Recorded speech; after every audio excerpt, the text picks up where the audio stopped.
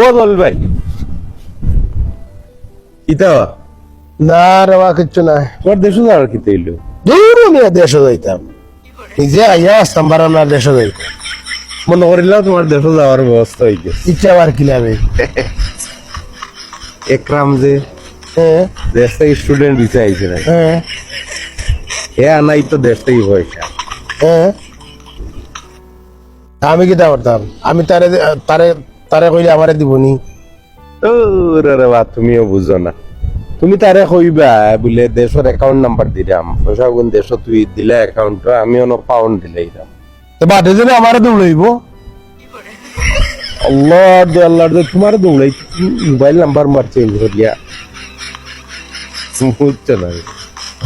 আর করলে ভাই বলো সুন্দর খাবলো ইতাম দি। আল্লাহ আল্লাহ আয় আয় আয় আয় আয়। দেখরাই নিবা এটা কত জাত দাম দার লইটেন।